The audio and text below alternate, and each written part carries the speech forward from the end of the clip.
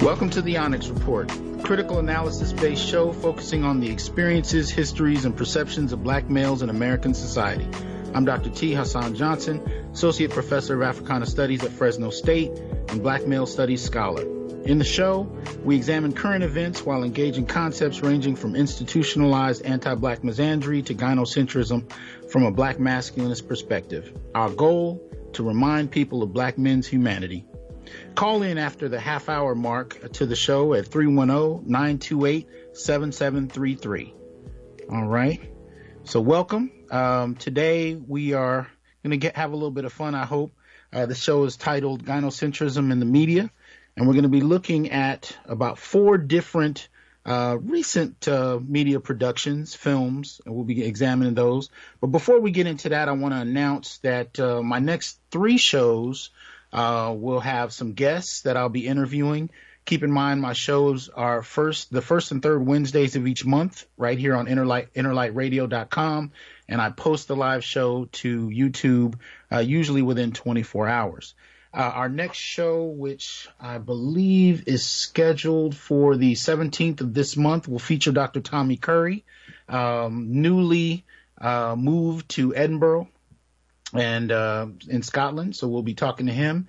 After which, in August, we'll be talking to Doctors O'Shawn Gadsden, psychologist, and after that, a good colleague of mine, Dr. Ronald Neal, in religion. So we'll be having a little bit of fun the next 3 episodes. You definitely want to tune into those and catch the discussion. And I'm sure plenty of you will want to call in as well. All right. So today, as I said, we're going to look at a few films, but as usual, we do this from a black masculinist standpoint. And I will still be covering a couple of the forms of anti-black misandry I talked about. I listed 10, but I only went through about 3 in the last show. And I kind of want to spread that out. But for those of you who are interested in diving in, just go ahead and head to my blog at www.newblackmasculinities.wordpress.com. And I think the last formal post is an overview of about 9 forms of misandry. I had developed one more since I put that up. Either way, you can dive into those directly. Today, I'll mention a couple more in the course of the analysis as we look at some of the more recent productions I want to talk about. The 4 films we're going to be talking about at various points throughout the show, and this is not in order, is the Black Panther, Shaft, the recent Shaft that just came out a few weeks ago, the Bobby DeBarge Story that has been playing on TV One, and of course Netflix's When They See Us. Right, 2 films that are biographical in nature, and 2 films that are theatrical and fiction based.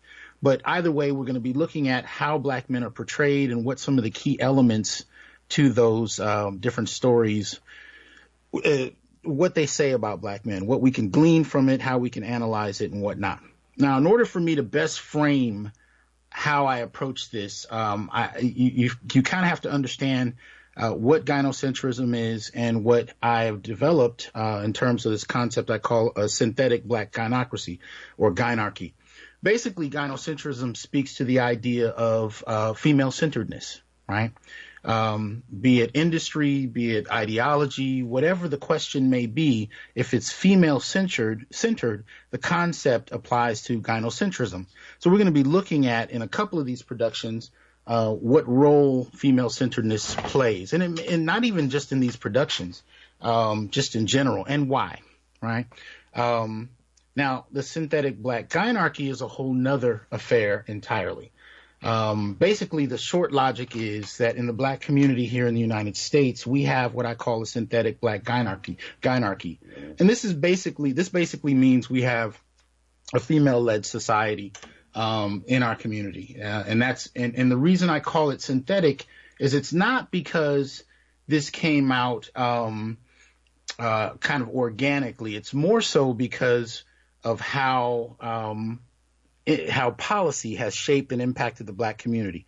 Going back to the 30s, most particularly the 60s and the 70s, and ongoing, there are key elements that have shaped the black community in a very distinct way, in a manner that we had not really reflected upon to this degree. right? And so the synthetic black gynarchy is largely produced by the extraction of black males from productive and competitive society, not in the kind of promotion of black females. And so it's this dynamic that creates a very different kind of framework, because the black community is the only community in the U.S. that we know of on racial grounds where the men actually earn less than the women when you control for incarceration. Right? When you control for incarceration, which is usually not something that's measured in these dynamics, because incarceration is supposed to be so low, it shouldn't impact any of the metrics used to measure where a society is. But because of the incarceration rate in the black community, because of its extensive nature and its historically extensive nature since the 1970s, prior to that, you had convict leasing and whatnot. But in the 1970s, you really had the advent of what we now call the prison industrial complex. And the impact of that on black America has been more devastating than in any other community. And because it's been so overwhelmingly targeted at black males, the impact on the family and other key measures in the black community has really created a dynamic where just in a matter of 40 to almost 50 years now, there has been a dramatic reversal of the black family in terms of its framing. Right. So really, if you go back to 1970 itself, you can actually see that, you had two-parent households. You had males playing a very active role in the family. Within a matter of decades, which is a relatively short period of time, you have over 70% female-led households, single-parent households in the black community. And that's often measured by children being born to unwed mothers, meaning that they're not necessarily always single. But because they're unwed, that generally means that over time they're in different relationships or single altogether. The point being that the family goes through a dramatic turn in a matter of decades since the 1970s. One could argue as early as the 1980s that's pretty much been set, and it begins to snowball from there. So what we have is a dramatic shift. And in that shift, what we've come to is a completely different community altogether. Now, there are two people I want to cite here who give us a framework to measure what this gynocracy looks like. And that's Dr. Kevin Cosby, president of Simmons College, and sociologist Robert Staples. And the two of them overlap in their measure of the black community. Robert Staples talks about the primary institutions in the community that are not controlled by whites, and he identifies two. He talks about the family and the church. And Dr. Kevin Cosby names a couple of more, not necessarily measuring them about whether or not they're controlled by whites, but just in terms of institutions that frame the black community. So between the two of them, we look at 5 different areas: schools, business, family, church, and media. Well, in terms of schools, about 77% of teachers are women. As post 2012, that rate is pretty high. In the black community, in terms of black teachers, I should say, of course, those numbers are different. White women constitute the majority of teachers in the country. I think it's for black women. I think it's where did I just put it? I think it's about 88%. So 80% of teachers are white. 8%, I believe, are black women. About 2% are black men. So in that regard, in terms of influence, in education, that is not an area that black men are in high numbers. That is not an area we dominate, despite stereotypes of black male privilege or black male patriarchy and all these kinds of terms that we hear lobbed at black men. Education is not an area where you see black men dominating. And that's important, right? It's important because when you're talking about kindergarten through 12th grade, that is where the majority of your child's time is spent, right? The majority of your child's time throughout the entire year is spent in the hands of an institution.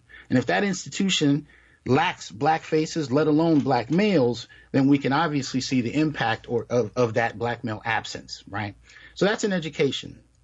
In business, if we actually go and look at some of the work produced after 2012 by the U.S. Census Bureau, especially the survey of business owners, what you find is that black women are deemed the group that have been starting businesses at the highest rates. And I wish I could show you a visual, some of the charts that I have. I usually post this stuff on Facebook, but this one I posted a while ago. But this looks at the percentages of businesses that are kind of racially broken down, including the number of employees.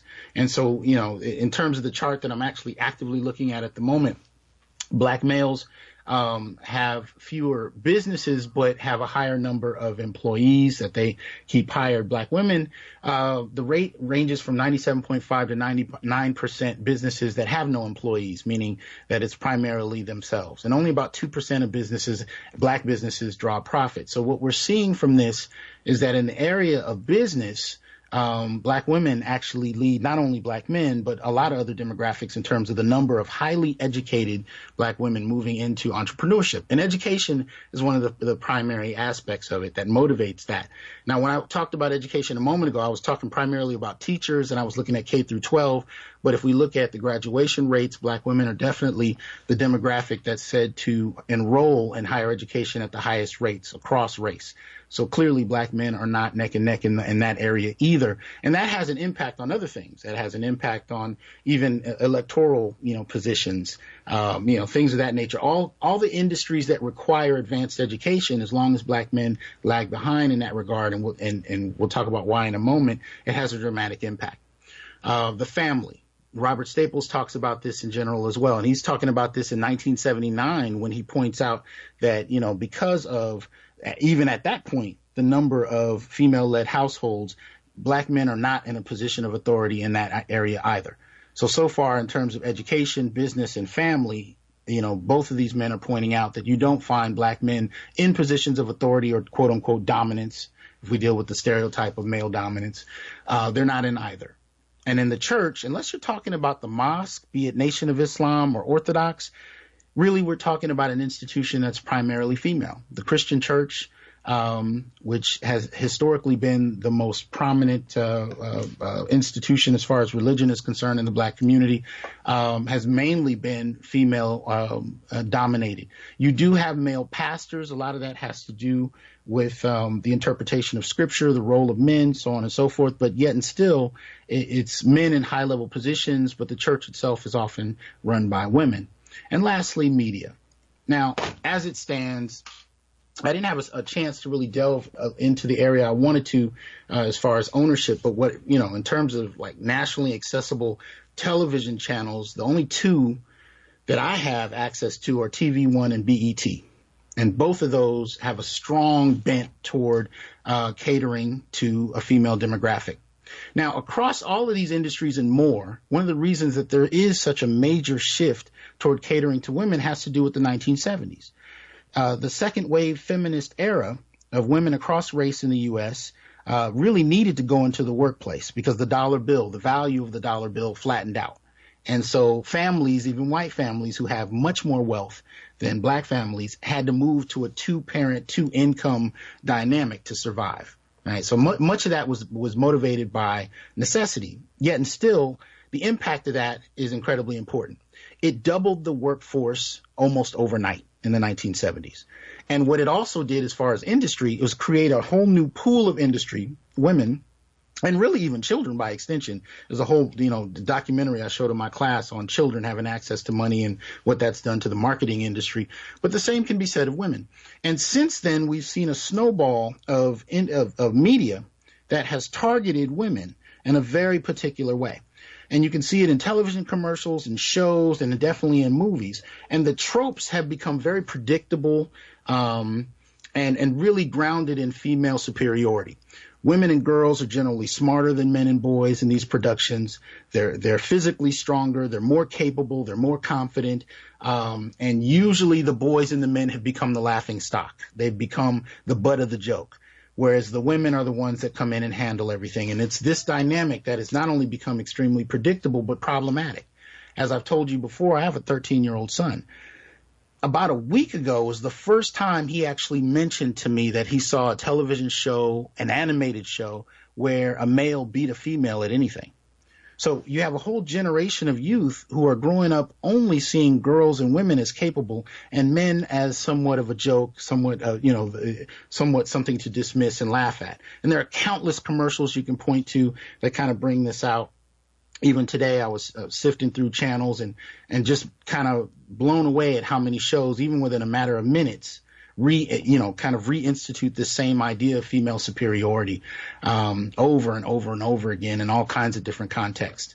And so those are some of the things that I think play a role. Now, the 4 films that we're going to be talking about today, not as much, and that's probably because I'm the one choosing them.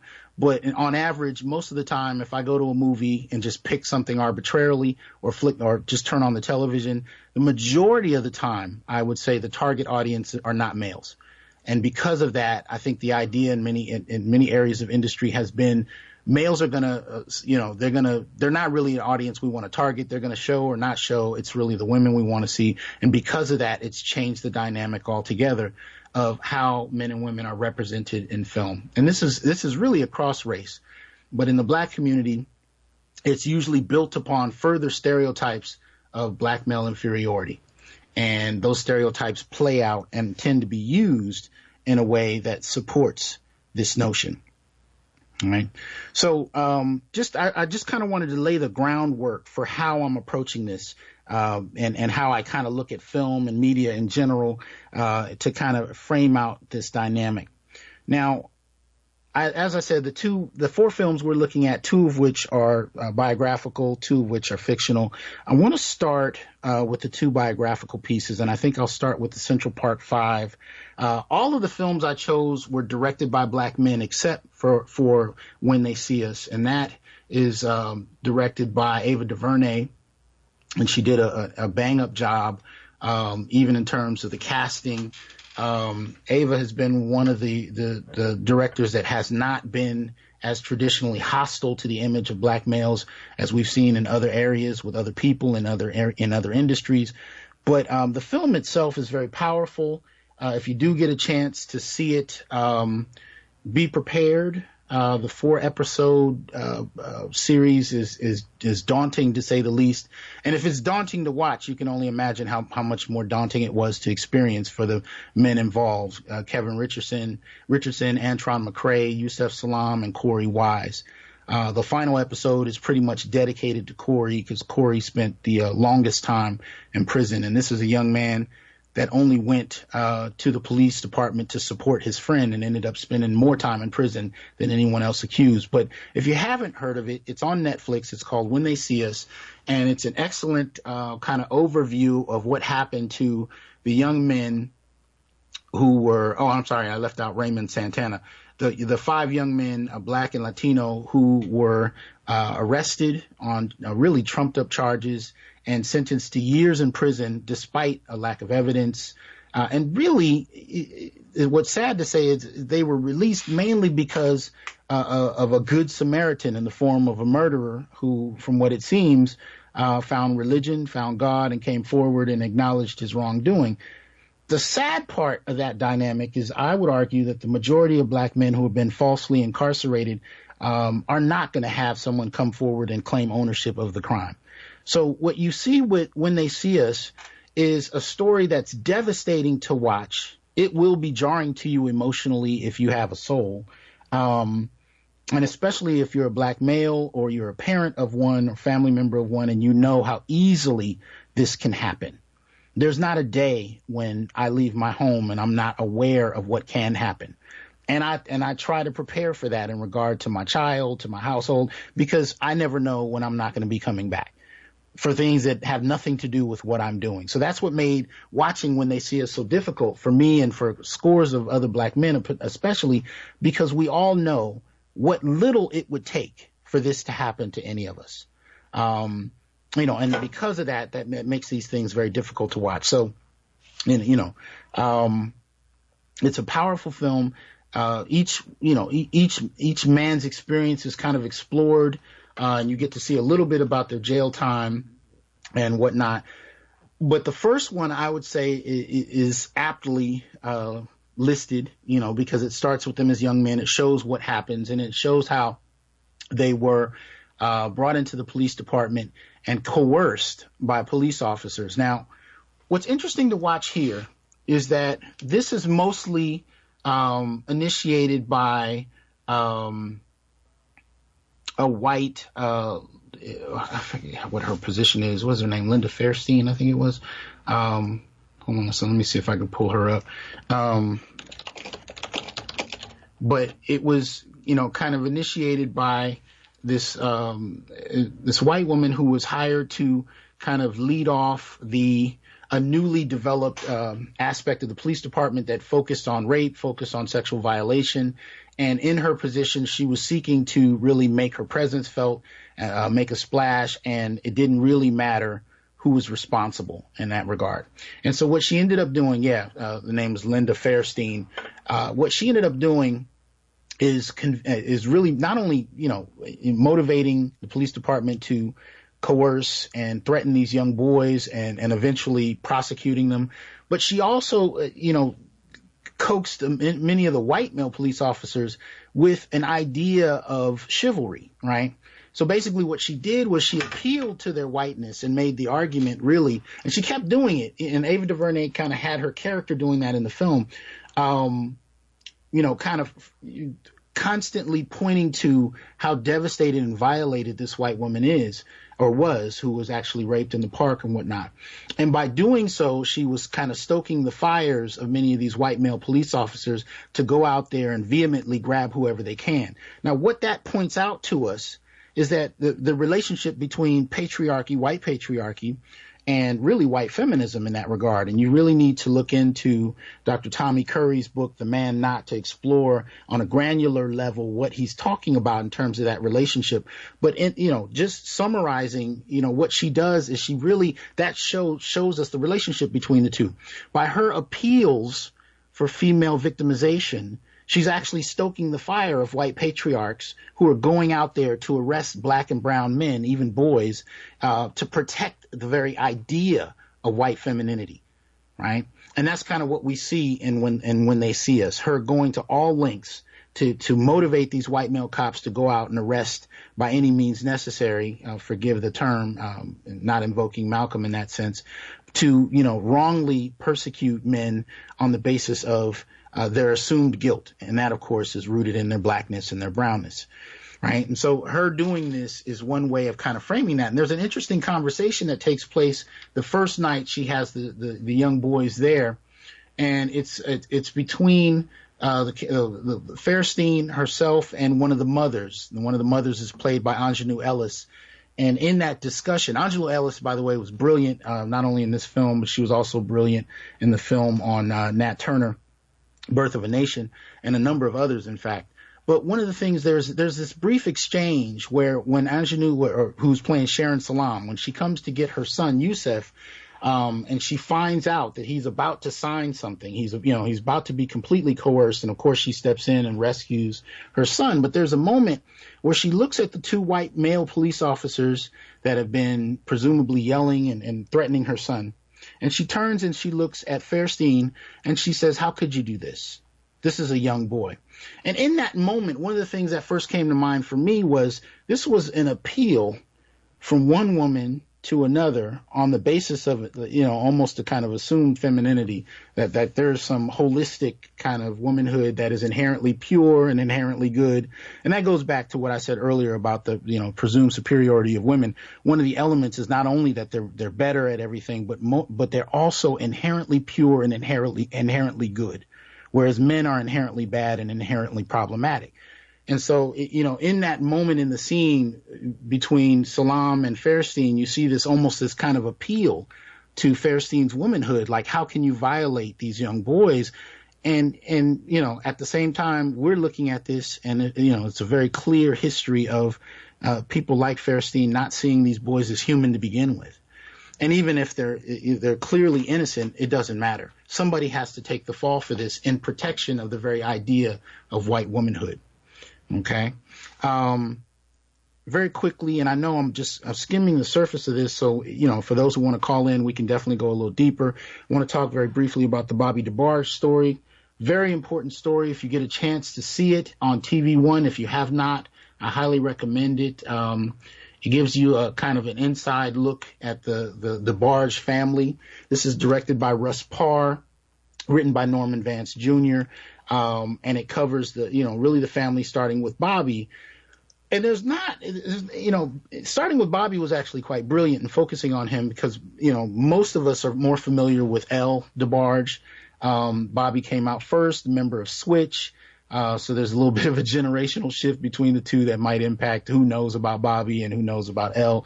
But it's still a very interesting film, and it kind of shows you what happened. The DeBarges are almost like the anti-Jacksons. They have an alternative experience to the Jackson family, and there are some connections between the two where a couple of the DeBarges were actually dating and engaged to some of the Jackson women. So there are definitely some linkages. But whereas the Jacksons are notably considered to be abused by a black male patriarch, the DeBarges are abused by a white male patriarch, so to speak. And so because of that, the story kind of goes in a different direction because this particular father abused his kids dramatically, to a great degree, in fact. And I should have said spoilers, but if you don't get that by now, I don't know what to tell you.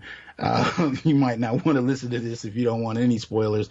I'm not going to spoil everything, but, there are just some overall dimensions that I want to pay attention to that hopefully you'll remember when you go back and watch it if you haven't seen it yet. But, one of the hallmarks of the DeBarge family is that you had a black matriarch or black mother figure who marries a white man who is abusive, not only to her, but to the kids. And not only physically abusive in terms of violence, but also sexually abusive. They touch on a little bit of it. They don't give us a great degree of detail. They kind of skim along the surface. But TV One also has a show called Unsung, where they go into more depth on the DeBarges in regard to their father. And apparently the father had sexually violated both Bobby and the daughter, Bunny DeBarge. And so you can kind of see the impact of that on their lives, the brokenness, the drug use. Now that goes with Hollywood, that goes with music to anyway, but I think when you put their history in context, their family history, it's hard not to suggest that there's not a linkage between, the kind of violence that they experienced and their choice to, engage in drugs from the vantage point that they do. So I think it's an important piece to watch in that sense. And there's some racial dimensions of it, to it as well. One of the forms of anti-black misandry I was talking about last week, I think actually plays out here in regard to, one scene where you see the father taking Bobby DeBarge upstairs and not only physically beating him, but presumably sexually, penetrating him, sexually violating him. They of course don't show that, but there's a scene later in the film where Bobby confronts his mother for not doing enough to protect him from that. And so in that scene, I would invoke a concept I call ABM homoeroticism, anti-black misandry, homoeroticism. And what homoeroticism in this context speaks to is the literal and figurative consumption of the black male body, the eating of the black male, cannibalism, sustained by the homoerotic sexual urge of racism. Eroticism and white men's domination of black male bodies and its very nature being sexualized suggests a transfer of sexual power, as hypermasculine black men are seen as conquest by white men, as big game to be hunted. Now, this is something that we can see in various forms of police brutality. We can also see it in terms of representing black men as especially strong, dominant, physically capable black men as feminine. And this is something that I think is also addressed to some extent in Shaft film. We'll get to that in a moment. But whether you're talking about Tyler Perry, whether you're talking about Wesley Snipes, Terry Crews, Martin Lawrence, Chris Tucker, The Rock, we can go.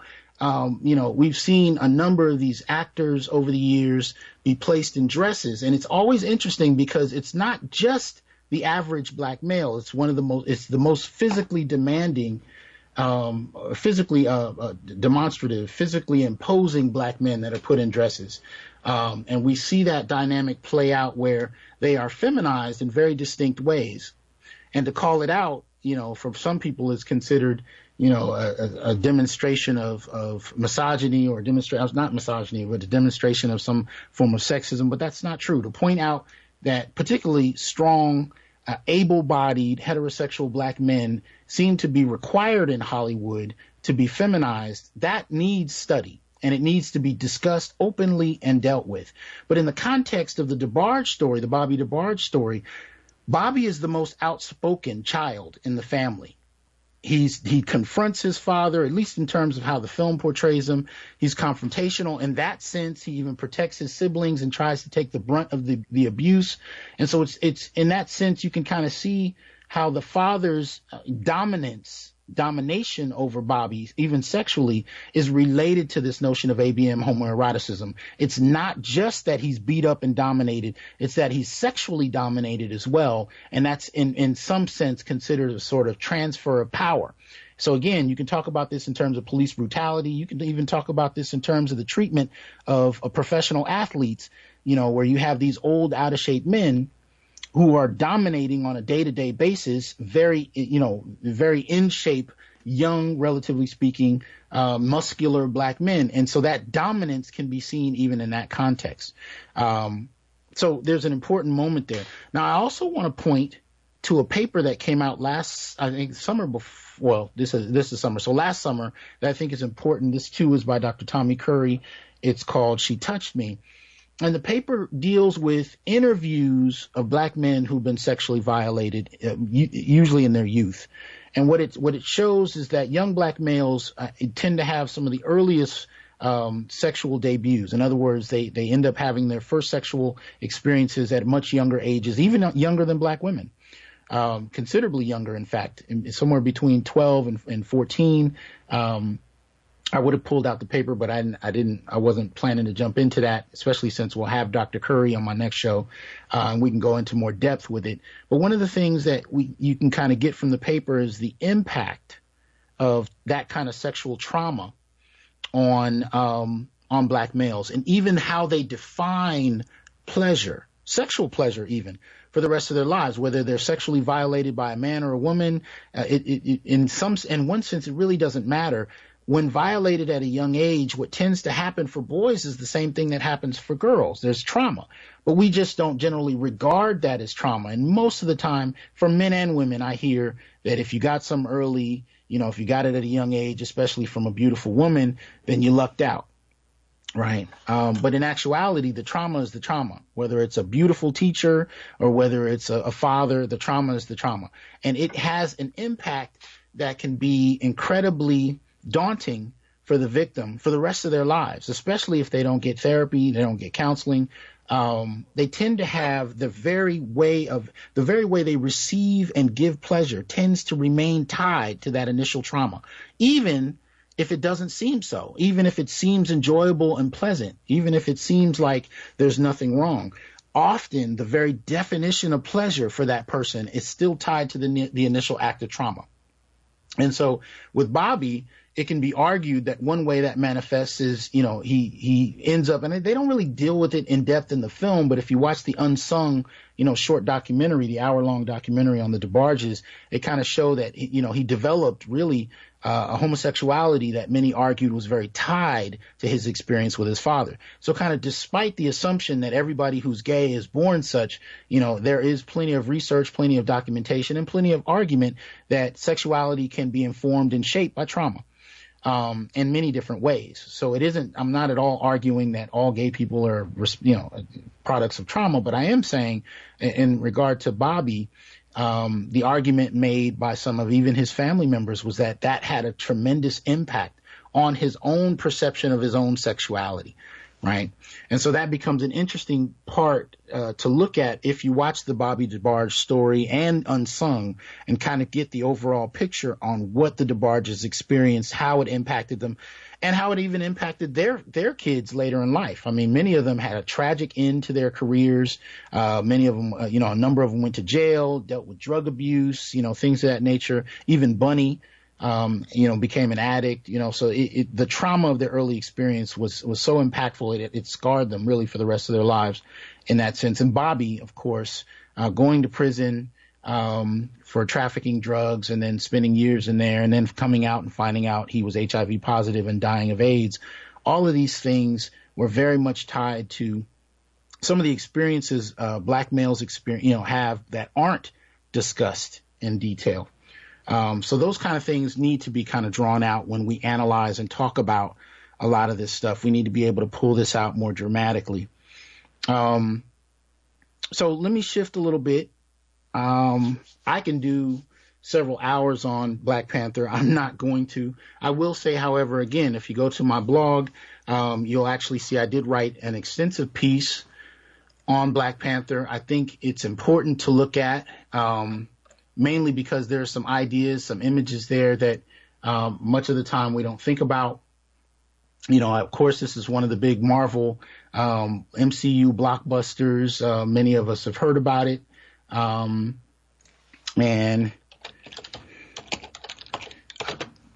of course, if you haven't heard about it, you're probably living in a cave somewhere.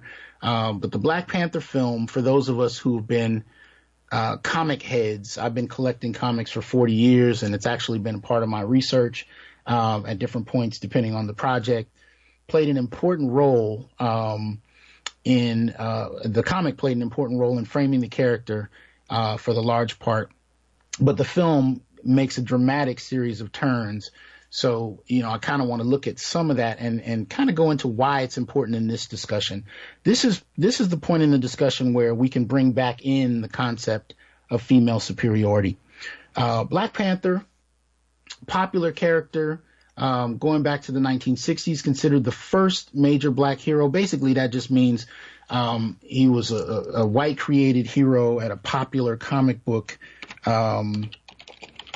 company, right? Marvel Comics.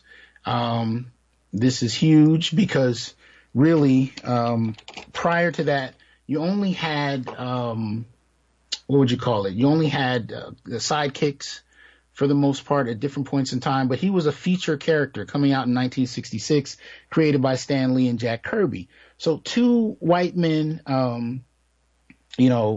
Jewish for that matter, creating a black character to tap into a black audience while trying to address issues of multiculturalism and diversity.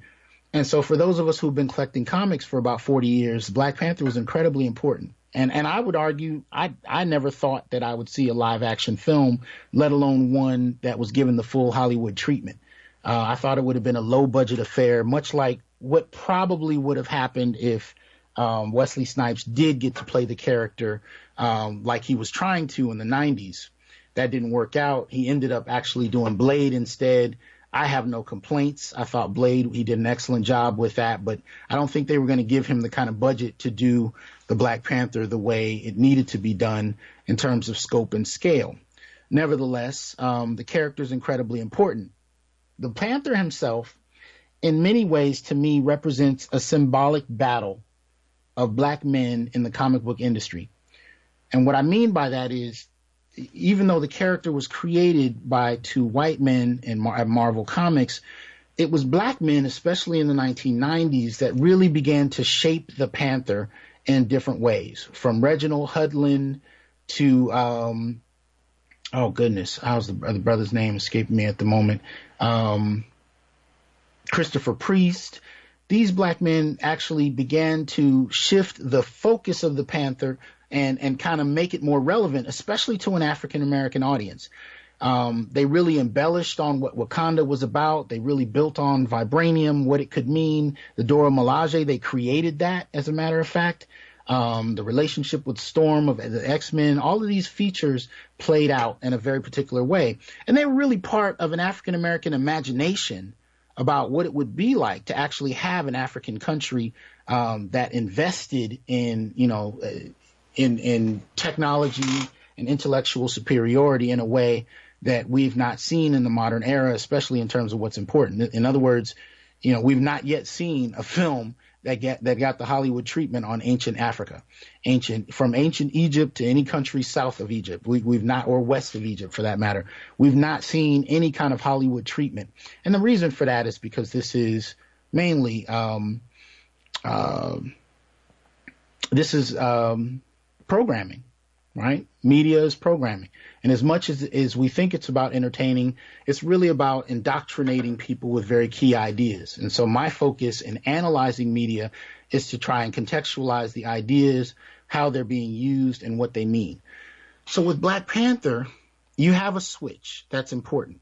The Black Panther character was known for being Yes, a superhero, a guardian of his nation, and also a king, right? And in that, he was known for being exceptionally brilliant. He was one of the top 10 most brilliant people on the planet in regard to Marvel Comics. He was an inventor. He was a creator. He was a master tactician, strategist, martial artist.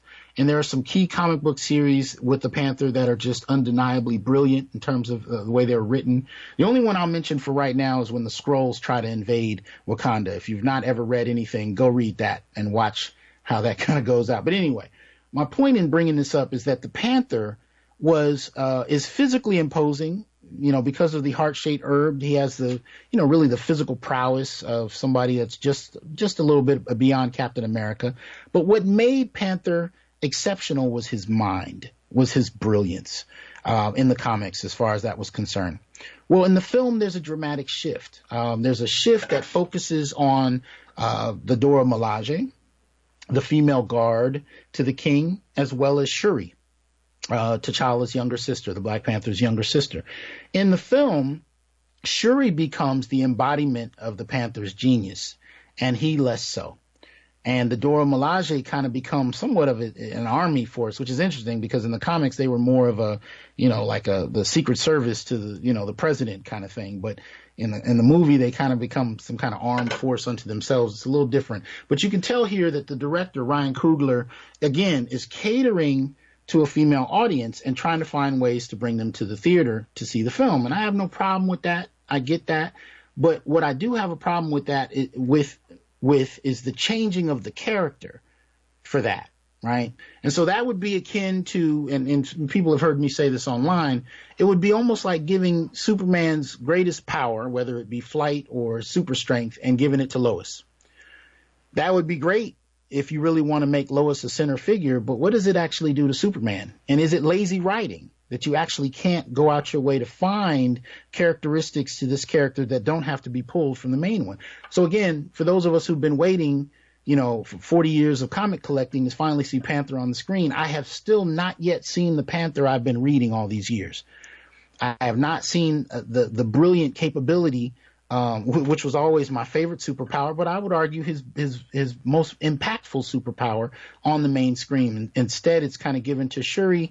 And, in subsequent films, she kind of laughs at, the resident geniuses, be it Tony Stark or, Bruce Banner. She kind of suns them because they're not as intellectual, they're not as intelligent as she.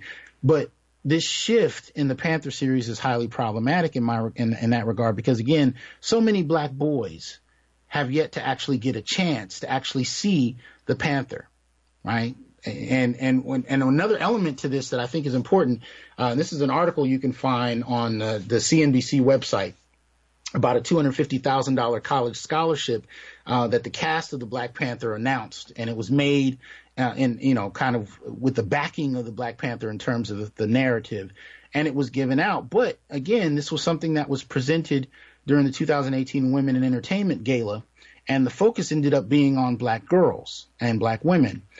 But when you look at the educational impact of the kind of policies that have prevented black boys from excelling, not only would this scholarship have been useful in terms of targeting black boys, so too would have been the image of a highly intellectual Panther who's both capable and brilliant. That would have been inspiring too, since I would argue the black comic book makers like Christopher Priest and Hudlin have been fighting to do with the Panther is maintain a sense of decorum, maintain a sense of capability that's designed to inspire boys. The comic book industry was male-centered for years, and somehow that became a negative thing. But nobody is actually asking whether or not we're going to, democratize female, spaces. But for some reason, male spaces have become negative just because they're male spaces.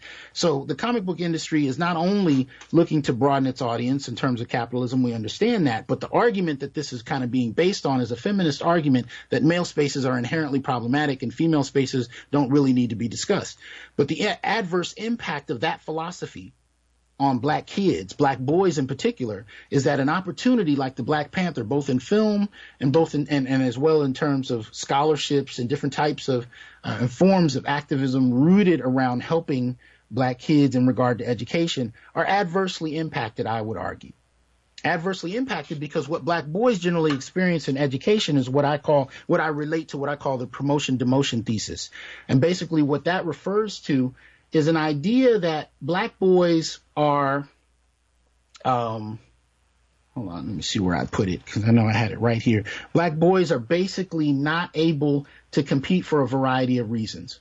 For the most part, capable, outspoken black boys are either sent to special ed, not because of their intellectual capability, but because of their behavior. And again, they're being taught by white women. Generally, women who are not from their community do not know how to read their social cues and understand their behavior. They are dismissed based mostly on behavior to special ed, which routes them off of a college track.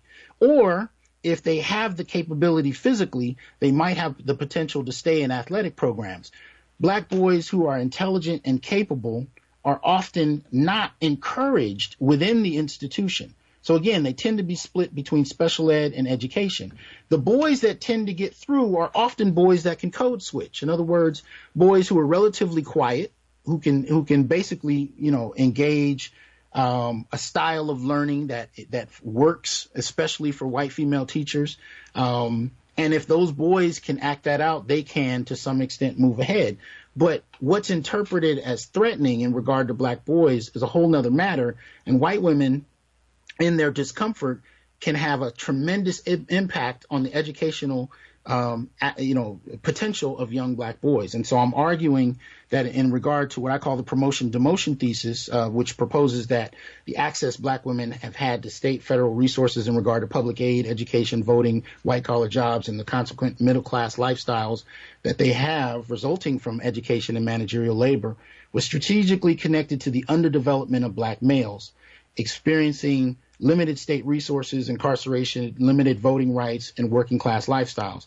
In fact, prison not only, prevents them from black males from being able to vote and participate in society along those grounds, it also prevents them in many cases from getting this financial aid to go to college. So again, all of these things kind of work in tandem to demote black males and promote black females.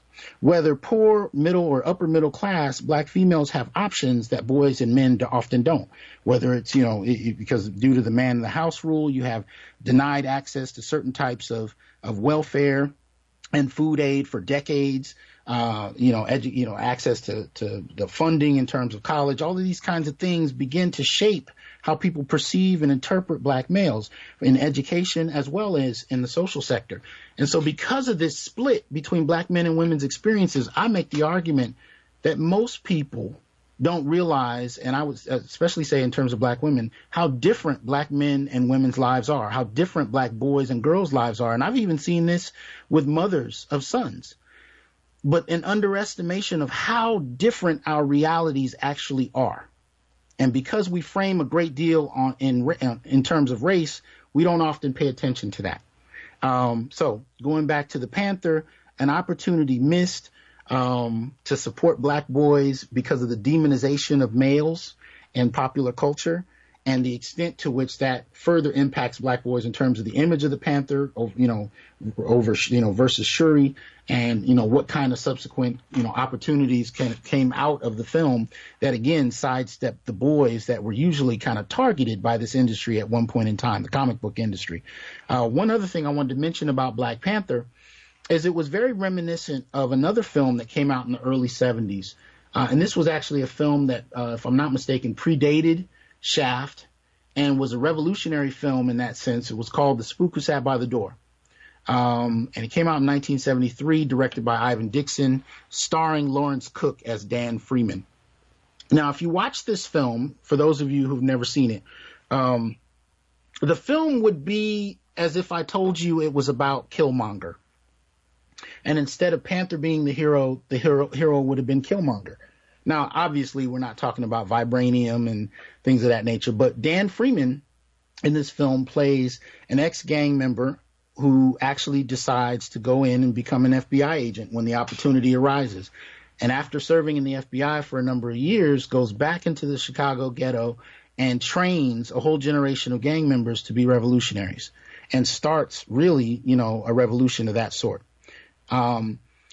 he is, in many instances, the positive aspect to Killmonger. So it's telling that decades later, you can actually have a Killmonger-like character with, oh my goodness, I'm blanking on this brother's name. I'm sitting with Michael B. Jordan playing Eric Killmonger, being presented as the enemy, and the Panther actually working with the CIA to quelch this potential global Black revolution. Now, you don't have to like that approach to it. You don't have to agree to it. But what I want you to see the parallel between in regard to Spook Who Sat by the Door and the Black Panther is the shift in politics, right? The film Spook got on the screen really due to some misdirection. I mean, they basically got distribution and got in the film by basically presenting the idea that this was just another Black action film. And by the time the distribution companies actually saw what the film was about, I think it was only in theater for a couple of weeks. And every copy of it was said to be, assumed. Matter of fact, Ivan Dixon, if I'm not mistaken, had to mislabel the one of the reels of the film so that it wouldn't be destroyed, only for it to, in order for the initial writer of the film. Oh my goodness, I just had it on my screen. Brother passed away not too many years ago, in fact, but the writer of the book, Sam Greenlee, who wrote the book a couple years prior to that, they actually were able to get hold of the film and start distributing it on DVD some years ago, obviously before Greenlee passed. But you can find some interviews with him, Greenlee, on YouTube that'll be quite eye-opening. Watch the film if you get a chance. Incredibly powerful. But it kind of gives us the reverse of the Panther, where African Americans are not presented, African Americans in particular, who want to be liberated from an ongoing oppression going back to slavery. Here you have in Spook an opportunity to see that kind of character come out of the African American experience as a hero. Now, there's no connection to Africa in Spook, but he is looking for some form of vibranium, which in that context would be revolution for Dan Freeman, the character in Spook. Whereas in the Black Panther, vibranium is something that has to be kept away from Killmonger, and he's just kind of limited as this one-dimensional villain who wants to kill everybody in the world. And it's kind of exaggerated in that way, I think, to kind of avoid some of the politics. And lastly, I would point to Shaft. Now, as I understand it, tonight after 10 is the very last showing of Shaft in Fresno. That's not saying much. Fresno doesn't tend to hold Black films very long anyway. You can see some of my reviews of Birth of a Nation and 12 Years a Slave. Those films lasted only a couple of weeks in Fresno. And I even take pictures of how empty the theater is, and I post them onto my social media. But in terms of Shaft, I just kind of want to say that this was actually an interesting film that kind of goes against what you might expect while affirming what you expect at the same time. It is in certain ways, a celebration of Black masculinity, Black manhood, tongue-in-cheek at moments, making fun of itself at others, and also making fun of the stereotypical presentation of Black manhood as well. And so here you have three generations of Shafts coming together in this film. And this is important. My father and my son and I all went to see it in celebration of that three different generation kind of narrative. But you have Jesse T. Usher playing the youngest Shaft. You have Samuel Jackson playing the middle-aged Shaft, and of course the original Richard Roundtree coming back. And in this celebration of manhood, you actually get to see some of the narratives of the Black family played out. The director, Tim Story, and I heard John Singleton was instrumental before he passed, but I'm not quite sure about that, made a film that was both comedy, action, well, I should say not both, comedy, action, and drama.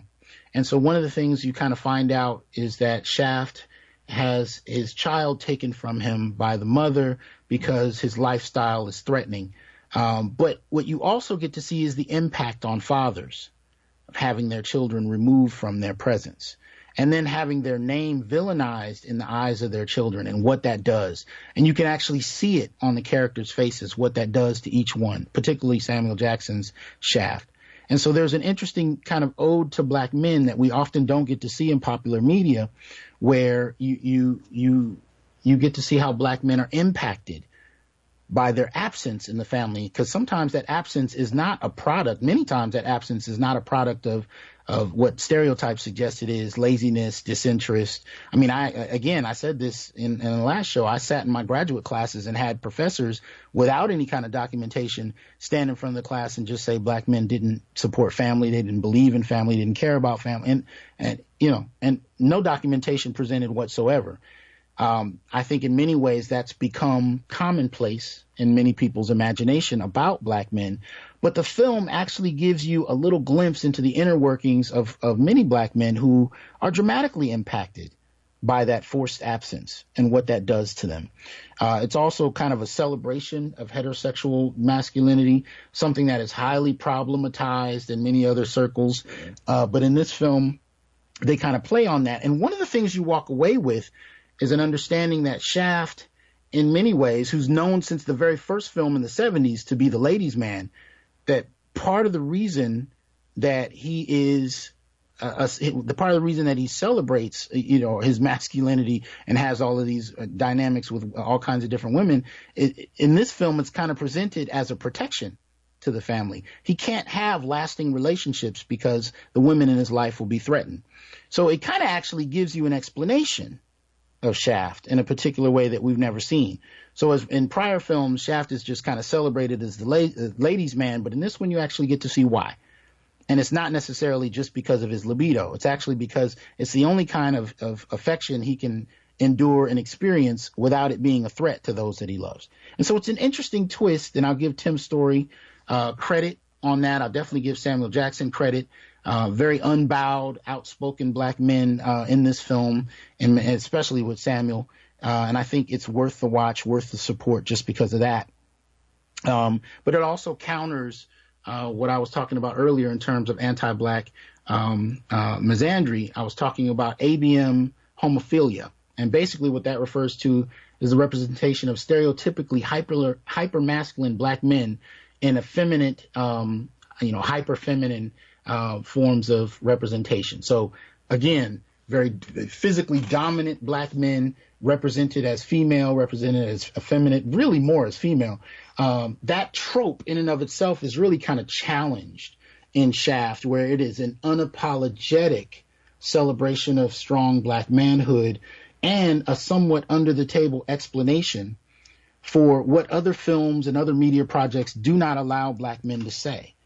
That is why some of the things that have happened have taken place, why black men are in the position they are, how they actually feel about it, and the kind of relationships that developed. And one of the things we actually end up seeing is a young man come into his manhood because of his association with his father and his grandfather, something that we often see denied in everyday social culture, right? I talked a couple of shows ago about Father's Day and the impact of Father's Day being seen as something that men need to be removed from and women need to be celebrated for because of the high number of single-parent families in the black community.